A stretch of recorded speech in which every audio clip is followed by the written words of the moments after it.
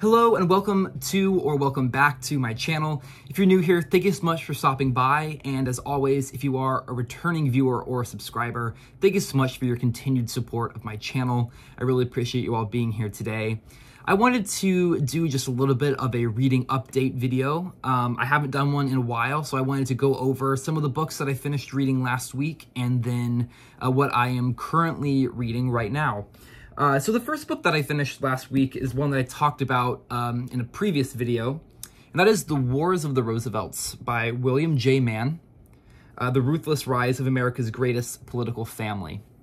This is basically an analysis of the family rivalry between the Hyde Park branch of the Roosevelt family and the Oyster Bay branch of the Roosevelt family. So Theodore Roosevelt would be the Oyster Bay branch, and Franklin Roosevelt and his family, his side of the family, is the Hyde Park branch. And this is basically the story, the decades-long story of how those two sides of this same family really just sort of went at each other, and some of the major rifts and dramas that plagued their family, and then sort of the large-scale events that their family then were key players in. Obviously, Theodore Roosevelt was president of the United States. Franklin Delano Roosevelt was president of the United States.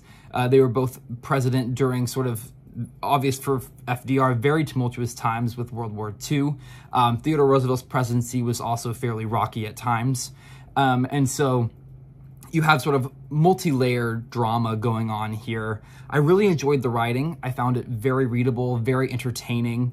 It's not incredibly detailed because of the size and scope of the subject matter, and with the book not being that long, I believe it's right at 530 pages. So that's not very long at all to cover such a massive topic. But I feel that William J. Mann does a really good job at covering the topic. At times, obviously, it has to be a little bit more pulled back, a little bit more bird's eye view, not quite as many details. However, I don't think that means that this isn't good as an introduction to the subject. I think if you don't know anything about the Roosevelt family and you want to learn more about them, I would say that this would be a good place to start, just because it gives a little bit of a snapshot, a little bit of just a scattering of details about the family and about sort of the key players. And then we really lock in with some key players. We get a lot on Theodore, we get a lot on Eleanor, a lot on FDR, a lot on Alice. Obviously, those are the four figures here pictured on the cover, and so that sort of gives a clue as to who might be starring, most prominently in the book. But I would highly recommend this. I found it very enjoyable. I listened to the audiobook available through my local library. The narrator was great. I can't remember right off the bat who the narrator was, but I'll leave that in the description down below if you want to try to find a copy of that audiobook as well. I would highly recommend it. Then I finished Empire Falls by Richard Russo. And this is another one that I talked about briefly in a previous video. I really enjoyed this. This was a novel that I didn't know a whole lot about going into it. Obviously, I knew from what I had read, sort of on the back blurb of the book. But I never read anything by Richard Russo, and I had just come off of finishing, what was it called? This is Where You Once Belonged by Kent Harif, who's become one of my new favorite authors. And I finished that novel, and that was the last of his books that I had not read. And I was really craving something of a similar style. Richard Russo was recommended to me on Goodreads. Empire Falls was a book that I had on my reading list for a while. So I picked this up, cracked it open, got into it, and really, really enjoyed it. So this is the story of the inhabitants of a small town in Maine. The town is called Empire Falls. And our main character is a man named Miles Roby, and he has been working as a line cook, essentially, at Empire Falls Grill.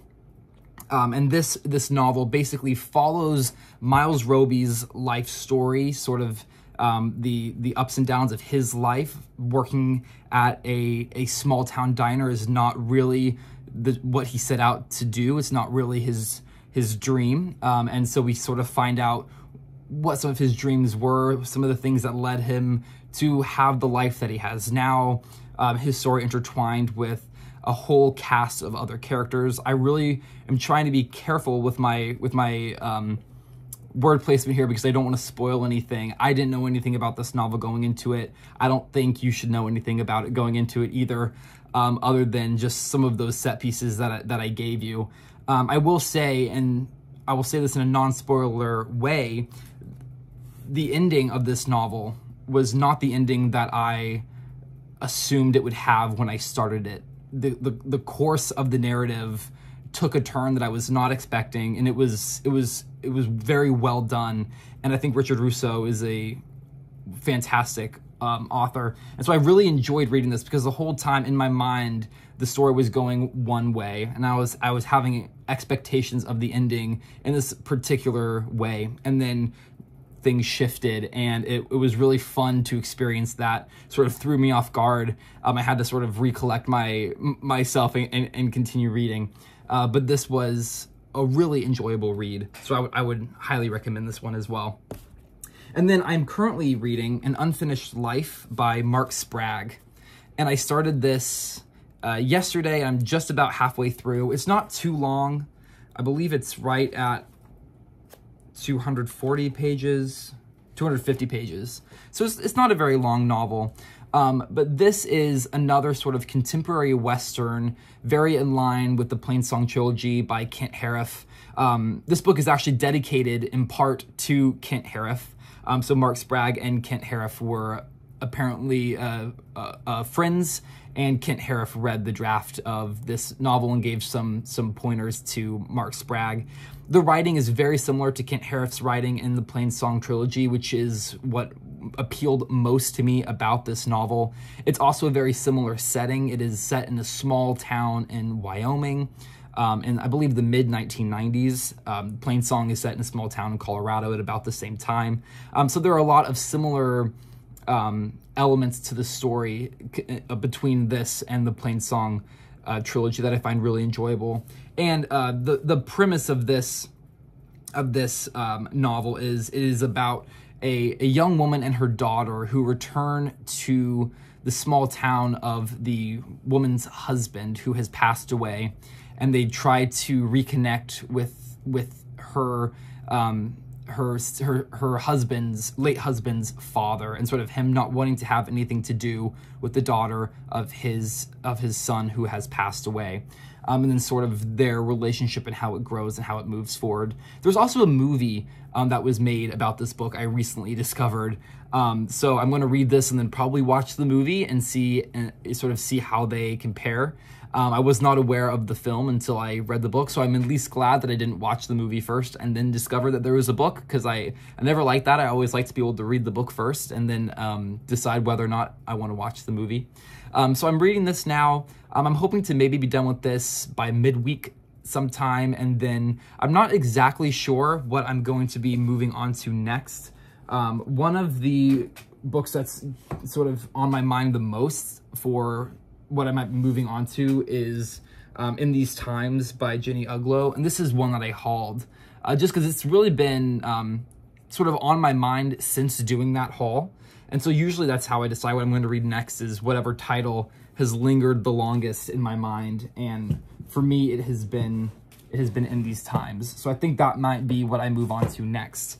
But that makes it for this video today. That is everything that I wanted to go over. Thank you so much for watching. I hope you enjoyed. Feel free to leave a comment down below if you would like, and I will see you in the next video. Bye for now, and happy reading.